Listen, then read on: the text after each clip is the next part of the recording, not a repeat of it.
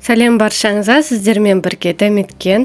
Бүгін таразының көмегі қажет етпейтін ингредиенттерді кесемен өлшейтін оңай пирог рецептісімен бөлісемін. Келесі видео рецепті үлпілдек болып шығатын тоқаштардың рецептісімен бөлісемін. Сондықтан да видео рецепті жіберіп алмас үшін мен YouTube каналыма лайк басып, тіркеліп қойыңыздар. Біздің қолданатын ингредиенттер бөлме температурасында болуы керек. Пирог дайындау үшін 2 жұмыртқаны миксермен шайқап аламыз. Үстіне 1 кесе қантты қосып, миксермен масымыз көпіріп ағарғанша дейін шайқаймыз. 1 кесе ерітілген сары майды қосып араластырамыз. Сары майымыз ыссы болмауы керек, алдын ала ерітіп, суытып аламыз. Үстіне 1 кесе жылы айранды қосып араластырамыз. Айранның салқын болса, газға қойып жылытып алуға болады.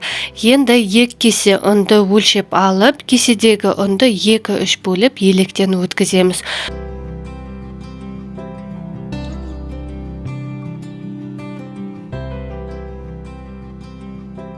Үнді бірден салмаңыз, 1 кесе салғанда осындай сұйық болады. 1 шай қасық ас содасын салып араластырамыз. 2 кесе үнді салып болғаннан кейін масыны жақсылап араластырып аламыз. Видеодағыдай қамырымыз қою болуы керек. Мен пісіріп жатқан форманың диаметрі 22 см. Пешті алдын ала қыздырып қойыңыз. Егерде бірден салқын пешке салсаңыз, пирог көтерілмейді. Дайын массаны формаға саламыз.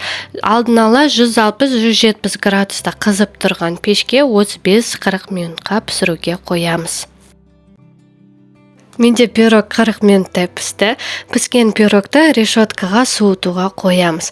Ысы пирогты бірден кеспеңіз. Мінекей біздің тез және оңай жасалатын пирогымыз дайын, ас болсын. Видео рецепт ұнаған болса, міндетті түрде мен YouTube каналыма лайк басып, тіркеліп қойыңыздар. Сіздермен бірге болған Дәметкен.